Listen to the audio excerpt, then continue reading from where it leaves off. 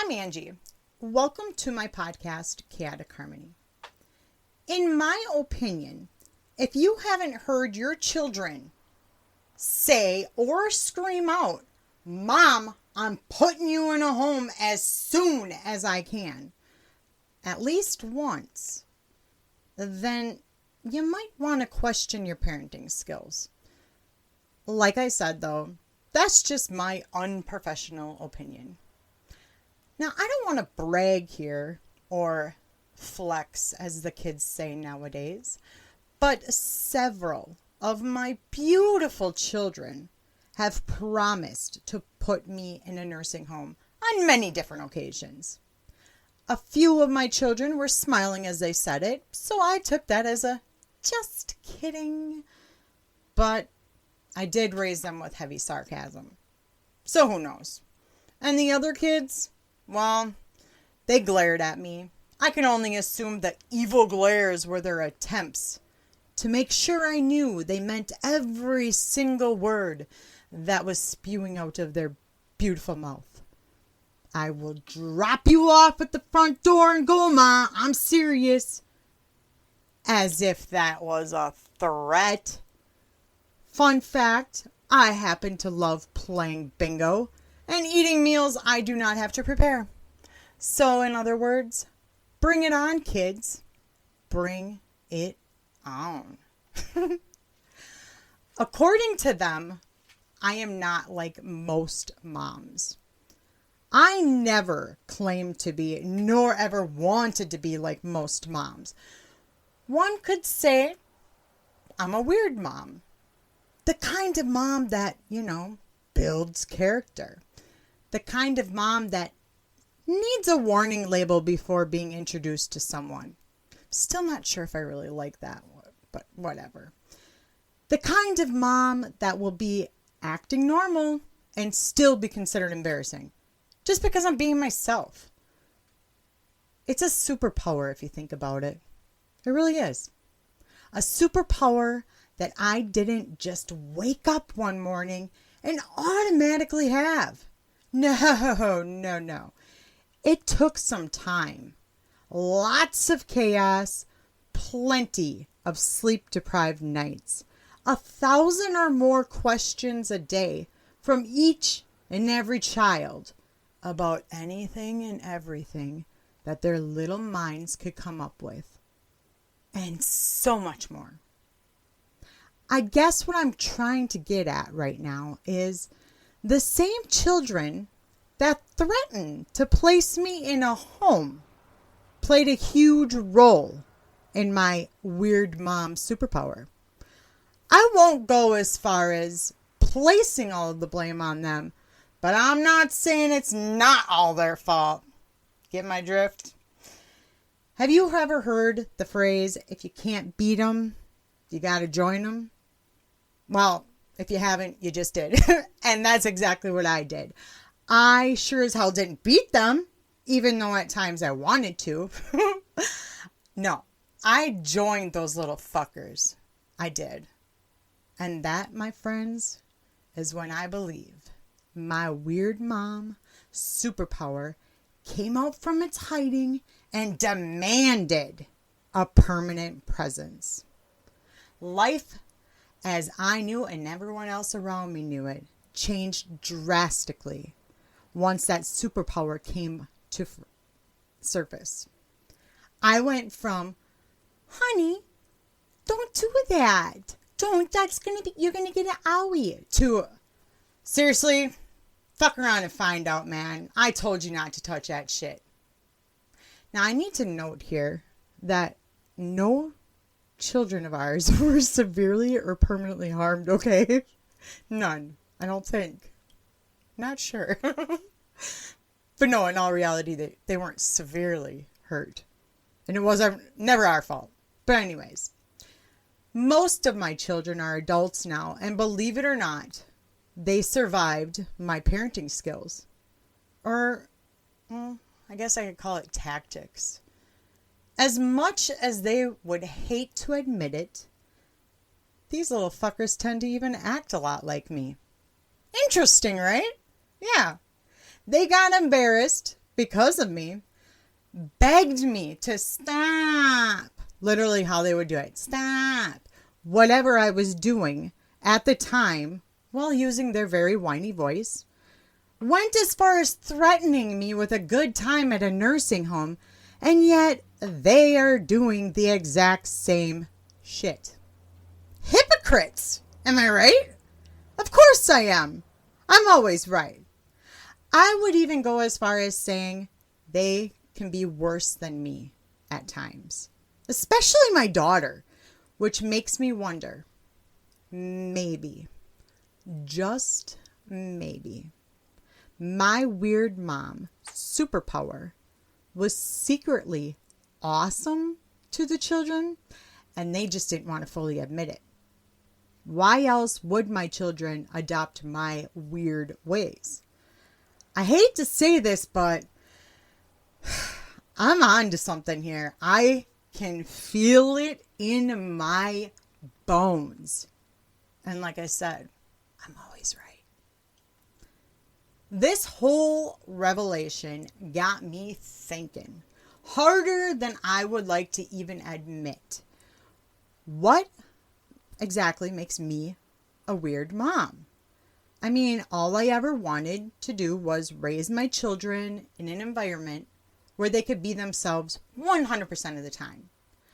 I wanted them in an environment where they could try, fail, and try again without any fear of punishment, for the most part. Shit, I needed friends, okay? So I attempted to make my children my besties for life. Does all of that make me a weird mom?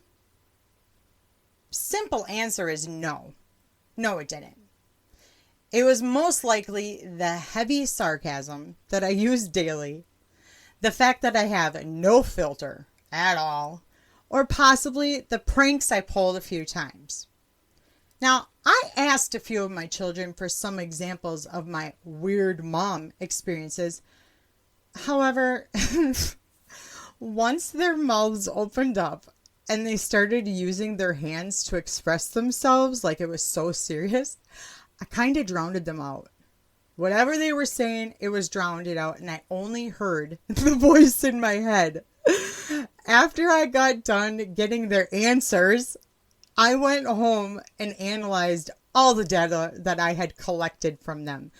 And every single child I asked said the exact same thing. Mom, you didn't do anything. You're amazing. We love everything you did. We wouldn't change a single thing. And they also all sounded just like me. Because like I said, I drowned their shit out. In other words, they couldn't come up with any specific examples that I actually agreed with, leading me to agree with the voice in my head. My children had it good. Maybe even better than that. Honestly, I should have asked all of the friends that even met me or stayed overnight, because all of them thought I was the shit.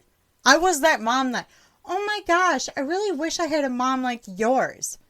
Yeah, and my kids are still embarrassed by me? Don't make sense. Am I right? Fucking hypocrites. I would love to see other mothers out there living their best lives without worrying about being placed in a home. Which is why I thought I would help y'all out by creating a self-help guide to becoming the weird mom. I have struggled quite a bit with how I would describe my parenting, because literally it all depends on my mood, the day, the way the sun is shining, the way the wind is blowing, the amount of sass I'm receiving, you know, the daily stuff. However, once I was able to push all of that aside, I was able to come up with a few steps. So let me share them with you. Number 1, sarcasm goes a long way. Use it as you deem necessary. My husband and I are outnumbered when it comes to our children. And to be honest, I was worried they would work together against us and all hell would break loose. And no joke. Sarcasm was the only way I could get through my day. I used it so much that my son Matthew, whom is autistic, would have to ask me, "Are you being sarcastic right now or no?" And I would answer him correctly. In fact, the lady that tested Matthew for autism was very impressed that he even knew how to use sarcasm. She attempted to give him a compliment on that, but Matthew had to make sure he put in his 2 cents. Thank you, Matthew. My mom talks to me at home like this all the time. Thanks for throwing me under the bus, my guy. Thank you. Making me look like a bad parent in a mental health facility. Seriously. That didn't make me stop, though. My children were asking me stupid questions all the damn time. Like most kids, I'm sure. Yeah. So I would give them stupid answers. For example, I was standing by the stove, in front of the stove, tending to supper.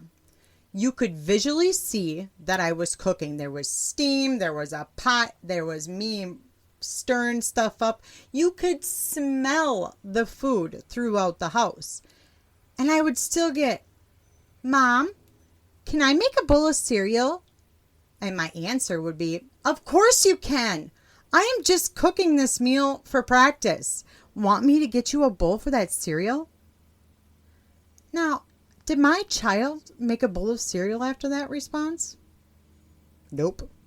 Mission accomplished. Most of the time, the children understood my sarcasm. Most of the time. My boys were big enough, a couple of my boys were big enough into the whole Minecraft when they were in middle school. They would rush into the house as soon as they got off the bus and argued with each other over who was going to be playing first or for how long, all that crap. Their classroom, like workbooks and all that, were covered in little drawings of the Minecraft characters. Minecraft was their life, is what I'm saying. If those boys weren't playing it, then they were watching YouTubers, which, by the way, was really annoying. They were watching YouTubers play it and listen to all of their nonsense that was being said. It drove me and everyone else meaning my husband, nuts. I never understood it, and guess what? I still don't understand it. It was so bad that I had to actually create a statement that I used for many years after the fact. Minecraft causes pneumonia. Sounds weird, I know. But I wasn't wrong. When am I ever? During winter break one year, 2 of my boys were laying on our living room furniture, coughing up all kinds of crap, swallowing it, and then continuing on to stare at the TV as if they were in a freaking trance. I would yell at them, tell them to get up, spit whatever you were just hacking up out. I even threatened a doctor's office visit for the both of them. Nothing I said was making them move. Then frustration set in even more, making me say something about how sick they were going to get. This is probably where my daily sarcasm didn't help me out, but I yelled out, "Fine, don't get up. I guess Minecraft will cause pneumonia." They both just rolled their eyes at me, and I was so over it. I literally was so over it and frustrated. I just went to bed. I'm like, fuck it. The following morning, one of my very Minecraft obsessed boys sounded even worse than the night before. This mama needed to make an appointment with the doctor. As much as I hated to admit it because he was sick, I ended up being 100% right again. And just like that, Minecraft causes pneumonia became a family statement. One that I still use every once in a while just to get under their skin. The 2 boys, they still roll their eyes at me. They're 20 and 19. Yeah, it's great. When it came to using sarcasm while parenting, or when it comes to using the sarcasm while parenting, you need to actually pick your moments, Sometimes I did not, and it did bite me in the ass. It didn't stop me, but it made me look bad. Fun fact, I was raising too many children to care what I actually looked like. But for you beginners, my unprofessional advice is pick your moments to be sarcastic. Number 2, prank your children as much as possible. I was, and still am, a young mom. I'd like to think I'm young anyway. I was growing up with my children. Many people can frown on this fact, but I personally thought it was fun. I was immature enough to get down to their level and have a little fun with them. Pranking the children happens to be one of my favorite ways to pass time. One of my favorite pranks that had great success with was the Christmas hippo. My bonus son asked for a PlayStation 4 for Christmas and a game. He was convinced he was getting one right off the bat. As soon as those words, can I get this or I want this, then he was convinced he was getting it. But in his defense, we may have thrown him a bone here and there to make him think that he was getting one. But either way, that PlayStation 4 and game was all we heard about. I'm honestly surprised he didn't make us a Google slideshow on the damn thing, because that's like the last thing that he would have needed to do to address the situation. He made sure we heard about it whenever we saw him.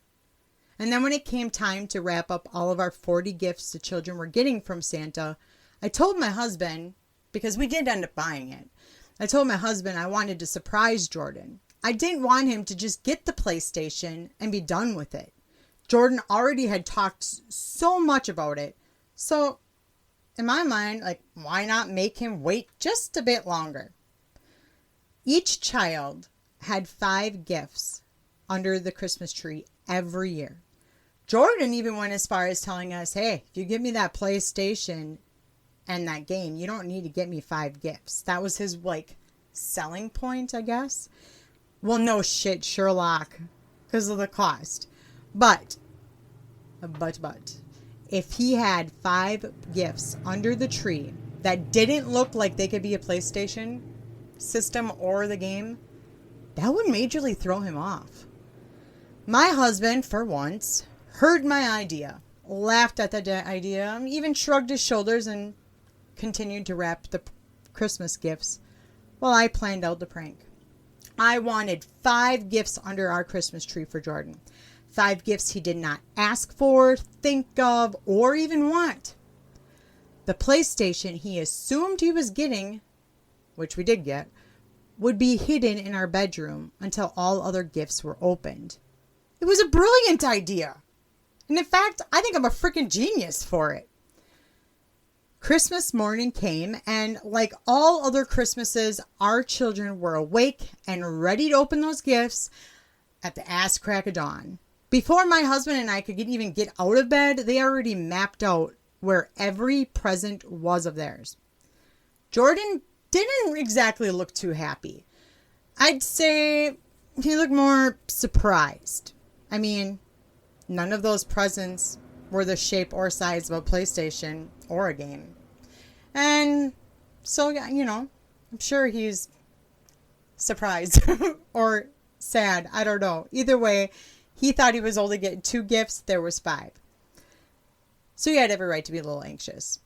Due to our family size, because I'm not sure how y'all do your Christmas stuff, we handed out each child a present to open up, and then we didn't give them another present until everyone saw the one gift that everyone got. And then we'd move on. Because we wanted to see the reactions. So the first gifts were handed out. Jordan ripped that wrapping paper off with so much excitement and even laughed when he saw a new package of underwear. In fact, we all laughed. The second gift was passed out to him. The shape and size, again, was not what he was hoping for, but he opened it up with just as much excitement as the first one. An Axe body wash kit. Poof and all. I saw his face. For a second, I felt like my prank was on fire. But when I watched him as the children laughed at him and not with him, I did feel a little bad. But I couldn't abort the mission at all. I couldn't. I needed to see this prank through. So I milked it out with everything I had. In hindsight, probably didn't help. It's a prank though, so come on. Cut me some slack. Present number 3 was handed out. Jordan placed it on his lap, and honestly, he didn't even want to open it. He looked a bit defeated, and I didn't blame him. But with some coaching from my husband, he managed to get it open.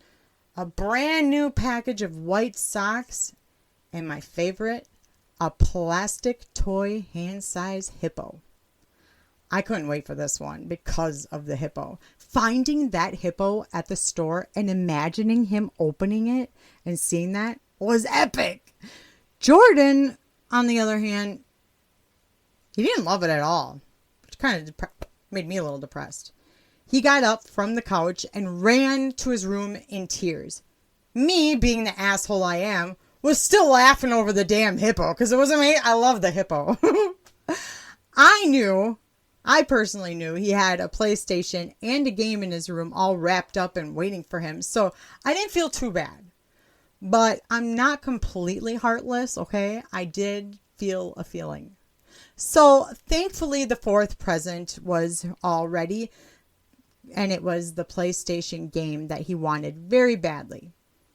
The only problem was he was so upset that present 4 took some time before he decided to open it. With a ton of hesitation, it was opened and all of his tears dried up quickly, making present number 5, the PlayStation, even more amazing. Operation Christmas Hippo was a success, even though I looked like a little bit of an asshole. Our children are much older now, and the pranks, they haven't stopped. I don't think they ever will, to be honest, because I don't think I'm fully mature. And in fact, that's fine. I don't want to be completely mature, ever. Whatever you do, though, make sure, if you do want to prank your children to be cool like me, plan them out. I don't do that. I've had a few pranks that turned into flops. And actually, just recently, I saw my bonus daughter, Peyton, grab like a towel and head to the bathroom. My mind went straight to, oh my God, I'm going to scare the shit out of her. And it was going to be epic. Rather quickly, without thinking, I snuck into her room, hid in the closet, and waited for her to get out of the shower. Never once did I think, hey, she's going to be naked in the shower, you know. She's going to come back into her room naked, thinking she's alone. This is coming off a bit creepy that you're in the closet. None of that happened to go through my mind. All I thought was, this is going to be epic. I'm going to scare the shit out of her. As soon as she entered my room, or her room, with a towel wrapped around her, I realized just how bad this prank actually was. And then I had to change it to, fuck. What are you going to do now? You're a dumbass. So I tried like hell to be still and quiet. I was in a very tiny closet that was stuffed with just about everything that you can think of. My leg muscles were shaking like crazy as I held onto that door handle for dear life. I needed her to get out of that fucking room so I could abort the mission. Instead, my leg muscles gave out and my body just slowly fell out of the closet. She's just standing near the closet while my body slowly falls out. The scream that I was aiming for in the beginning turned into her looking at me going, what the fuck? So yeah, that was a flop. And no, I am not a creeper, even though I just fully admitted that I was hiding in a closet. Like I said, plan the pranks. Number 3, be as random as possible. Keep the children on their toes. By showing my children how to live life outside of the box, I showed them they can be their true selves in front of me and hopefully anyone else. That's what I think anyway. Does my intentions come off a bit embarrassing at times? I'm sure they do. This step is a bit tricky because it's very similar to the pranking. However, if done correctly, even incorrectly, it will still get the job done. This step is easy for me because I seriously think it's in my DNA to do something without thinking. I'm known for saying something loudly that's kind of off the walls on purpose just to get the what the fuck reaction. But I'm also known for saying the same exact stuff on accident and someone hearing it. My voice carries, okay? I can't honestly help it. Trust me, I have tried to fix that, but it just gets worse. My son Matthew had shown me that all of my randomness helped him a lot as he grew up.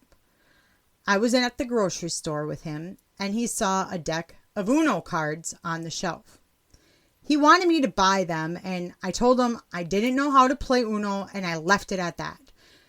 Now I'd like to note here that I meant to say I played it a long time ago and I forgot how to play. But that's way too many words and I just wanted to leave. So yeah. I assumed the Uno conversation was over and done with and proceeded to finish up with my shopping. Matthew, on the other hand, wasn't finished. Nope, he decided to make a huge deal out of it. In fact, he walked up to the closest stranger as if they were best of friends and blurted out, "My mom doesn't know how to play Uno. Can you believe that?" Without skipping a beat, the bald-headed stranger mocked Matthew with, "Oh my gosh, she doesn't." Literally like that. I realized that day that maybe my random embarrassing talks in public were a terrible idea. But at the same time, how many of you can say that you walked up to a stranger and started a conversation about Uno? Think about it. Have you ever done it? If you haven't, you should try it. Because not many have. But my kids probably, because yeah, Matthew did. So either way. I am that parent that will show up when you least expect it. I show up when I least expect it. I have walked into our daughter's room unannounced with a speaker that was blasting music and a spatula as a makeshift microphone. Most of these moments were captured on a camera, and honestly, it made me feel cool. Even though I know it was really meant to like embarrass me, I didn't care. I have also serenaded a few of our children with a guitar that I don't know how the hell to play, while I lip sync to Over the Rainbow by the Hawaiian guy that is in the swimming pool in the music video. All of this was done without thinking or caring one bit. The children, as much as they would love to disagree, entertained just about every lip sync moment that I have created so far. I call that progress. Being random can make you vulnerable, but it can also make you the weird, kick-ass mom. Try it. I fucking dare you. Number 4, go with the flow.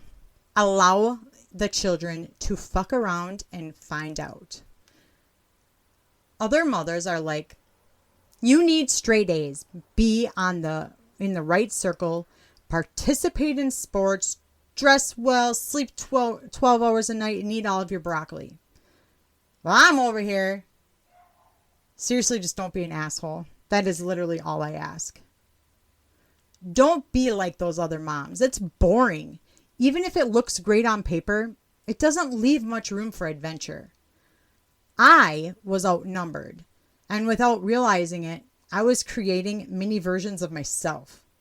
Not exactly the greatest idea in the world, because I only like me. There came a point in my parenting where just saying no to the children wasn't enough. They needed to seriously do that, figure it out, fuck around and find out. As much as I tried to avoid it, there was no way around it. They needed to try and fail. I made an entire army of stubborn, chaotic, crazy children. They needed to fuck around and find out. I promise you, there weren't enough warnings in the world that I could give out that would stop my minions from doing the stupid shit. This method, it had to work. It had to. The one incident that sticks out the most to me is what I shall call the pink bike. Again, it has something to do with Jordan. Interesting. Just realized that. Sorry, Jordan. My bonus son had friends that lived in our area, and on occasion he would go over there and hang out for a while. He was our oldest and tested the waters a lot with us, so I never knew if these friends were good influences or not. Shit, I didn't even know if our children were the bad influences most of the time. One day he came back from their house riding a pink bike that didn't exactly look cheap, okay? He was all smiles and looked like he was on cloud 9. I made many comments about this bike. I am known for my comments. Not many seem to like them, but I never care, so I keep them flowing. Either way, Jordan told my husband and I a story about how he got the bike. According to him, the bike was traded. He gave the kid a BB gun. He got the pink bike. I didn't even know that Jordan had a BB gun. But that's besides the point. Something didn't seem right. It was the way that Jordan was telling the story. He seemed a bit nervous, fidgety. He was legit sus, if you ask me.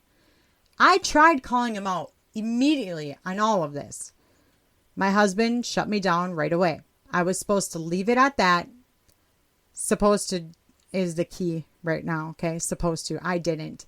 I don't listen well at times, I'm told. But I'm a people watcher. I made many observations at the time and made sure to voice each and every one of them, like I always do.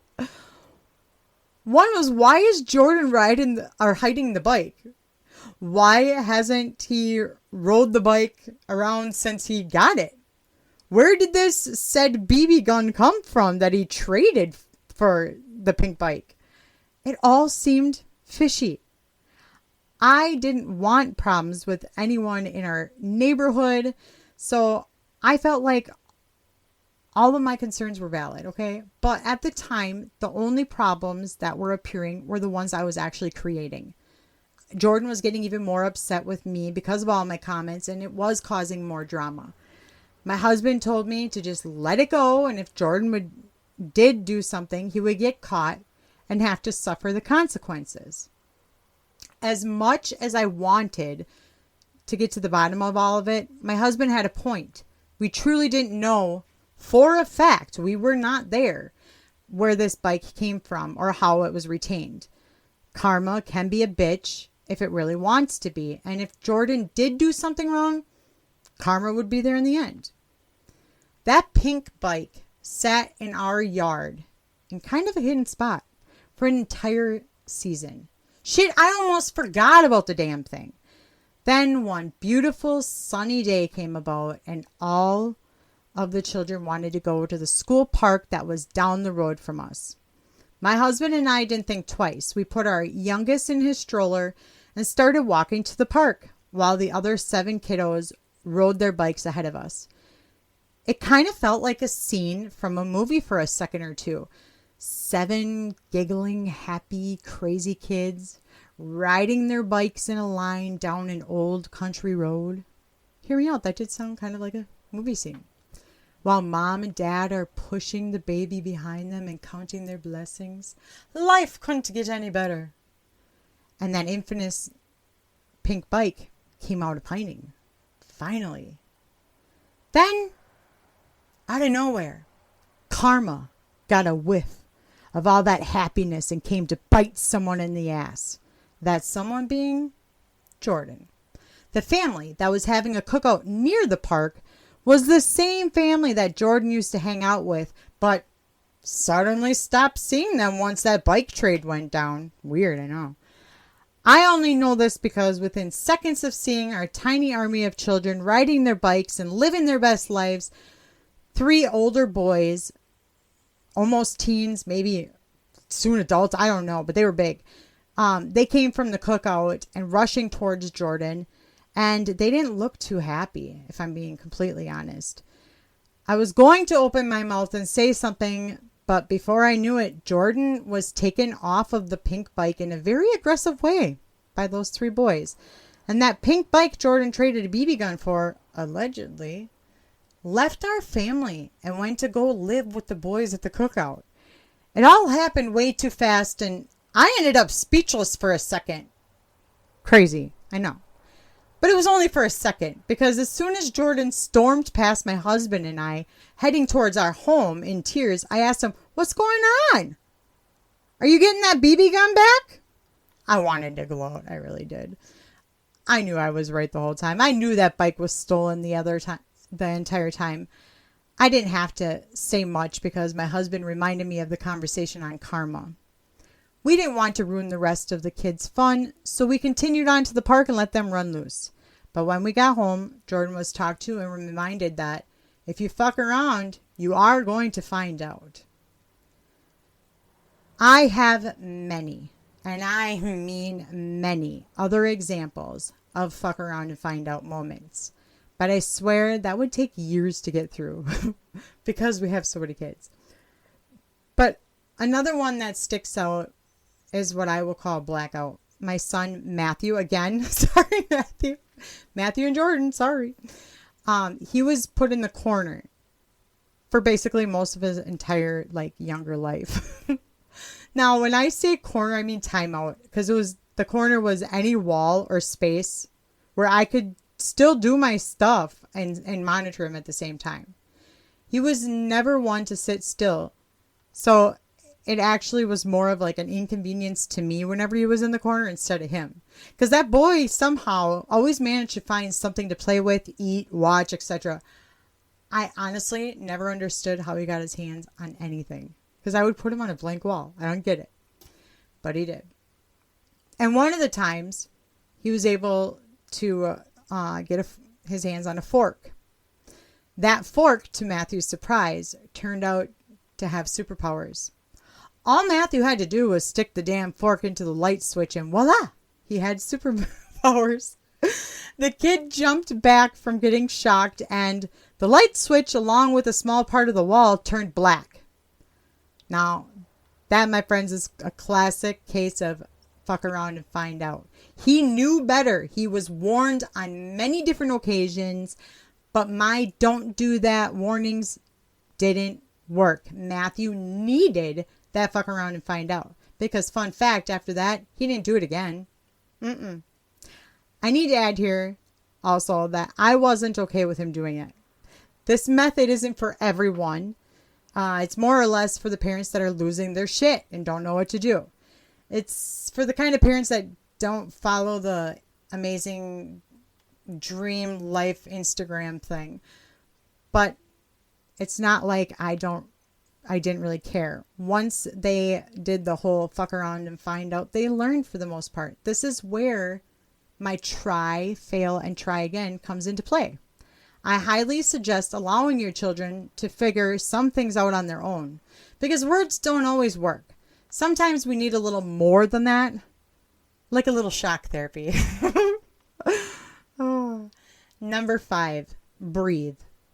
Just being yourself is embarrassing enough to the children, especially when it comes to them being teenagers. I have been a mom for more than half my life. That means half of my life, I saw some shit, heard some shit, cleaned some shit, dealt with some shit. You get the point. After it is all said and done, how does one not become a bit weird or crazy? There have been many nights, where I laid in bed and stared up at that ceiling, plotting out my revenge on the children for whatever they put me through that day. Judge me all you want. My children pushed all of my buttons and somehow found other buttons that I didn't even know existed, then pushed all of those. So yes, I plotted a lot of revenges. Fun fact, I never did any of them. And if I tried, they were like never thought out well. And I wouldn't admit it anyway. So yeah. Truth be told, I didn't need to plot out anything. Just being me was enough revenge, I guess.